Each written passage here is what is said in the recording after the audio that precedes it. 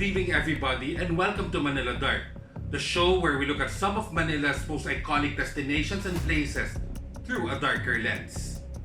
Over the next few weeks, we're going to be exploring some of Manila's grimmer stories.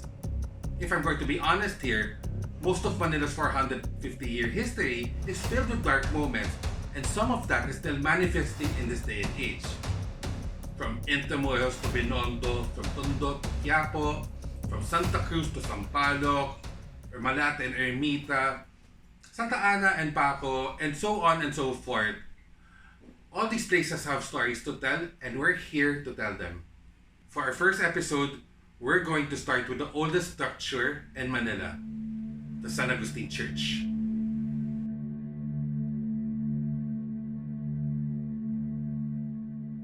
The San Agustin Church is a Roman Catholic church under the order of St. Agustin. While the church was first erected in 1571, the current structure, the third one to carry the name of San Agustin, was completed in 1607. The first San Agustin Church was the first religious structure constructed by the Spaniards in Luzon. Made of bamboo and nipa, it was completed in 1571 but destroyed by fire in December 1574 during the attempted invasion of Manila by the forces of the Chinese pirate Limahong. The second San Agustin Church, still made out of wood, was destroyed in February 1583 by a fire that started when a candle ignited the drapes on the funeral bier during services for the Spanish Governor General Gonzalo Ronquillo de Peñalosa. So as the story goes, an altar boy tripped during the procession, dropping his candle, which then lit the funeral bier and caused the fire. Now, I'm not sure if the story is true or not, but if it is, God. The San Agustin Church is the oldest surviving church in the entire country, the oldest existing structure in Metro Manila, and the only structure in Intramuros that survived World War II.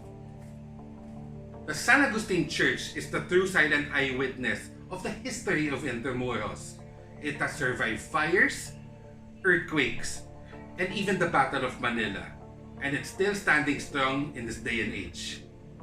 As expected, the church has its share of ghost stories. Most of the sightings are of the expected kind. Ghostly images going in and out of the church, Augustinian monks walking around the grounds.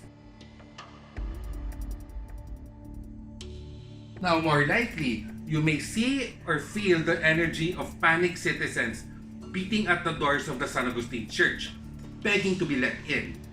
Could they be seeking shelter from any of the earthquakes that rocked Manila in days past? Or could they be fleeing the Japanese during the massacres that happened during the Battle of Manila? We may never know. But what we do know was that 2 executions actually happened on the grounds of the San Agustin Church. While it seems highly improbable, weird, and flat out wrong that executions would happen on holy ground, the 2 executions we're going to be talking about here had something to do with the San Agustin Church itself.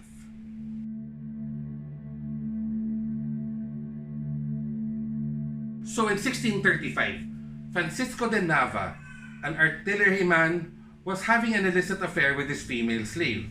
So apparently this was enough of an issue for the Archbishop of Manila, Hernando Guerrero, who then ordered de Nava to sell the slave to someone else.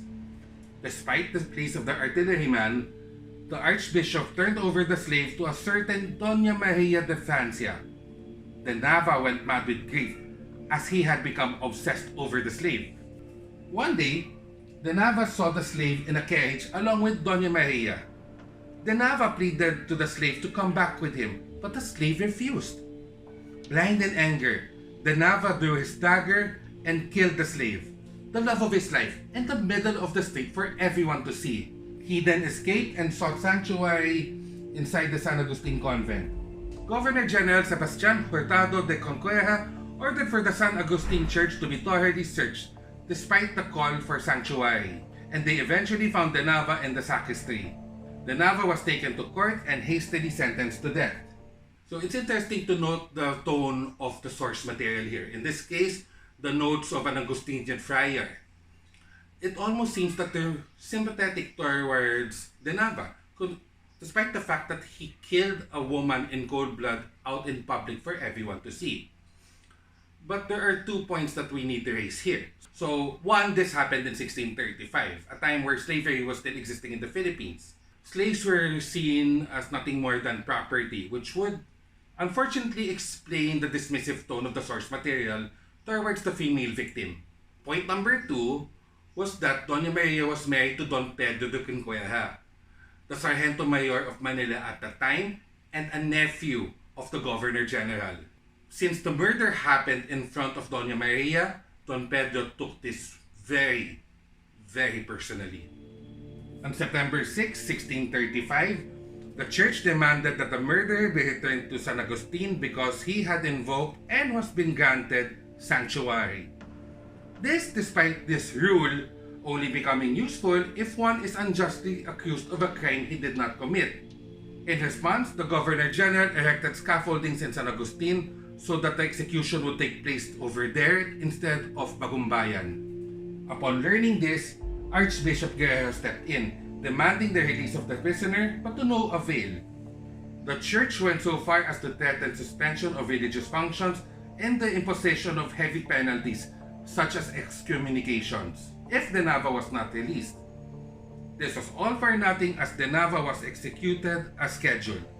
His body was then dumped in front of the convent doors where it remained for 2 whole days before it was eventually taken away and buried in the cemetery of the Manila Cathedral. As for the suspension of all religious activities, that lasted like 3 days because the Agustinian Recollects really wanted to celebrate the feast day of their patron saint. So much for that.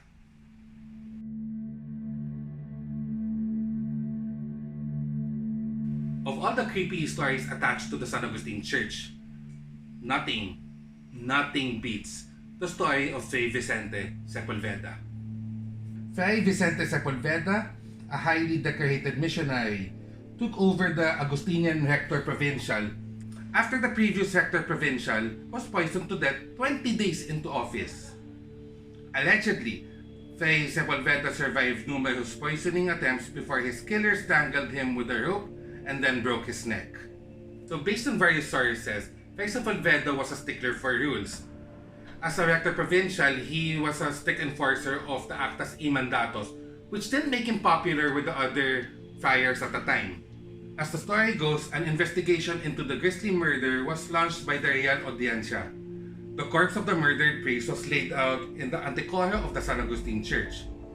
Its arms were propped up such that the index finger pointed at whoever entered the room from the corridor. Investigators then felt the heart of each friar who came in to pay his respects to the dead provincial. Eventually, Fray Juan de Ocadis broke down and admitted that he and 2 other friars strangled Fray Sepulveda with a rope, then broke his neck, killing him. Out of these 3 perpetrators, 1 of them was able to escape, while the remaining 2, including de Ocadis, was hanged at the church patio. Their bodies are said to have been buried within the walls of the San Agustin compound. One can still feel a certain heaviness around the antecoro of the San Agustin Church, as if Fray Sepulveda is still pointing his dead finger at you. And with that, the first episode of Manila Dark comes to a close. Join us next time as we explore more places and more areas in Manila through a darker lens. If you have comments or suggestions, or you want to suggest a place that we should investigate, please drop a comment below. And with that, this has been Manila Dark. Thank you very much and have a good night.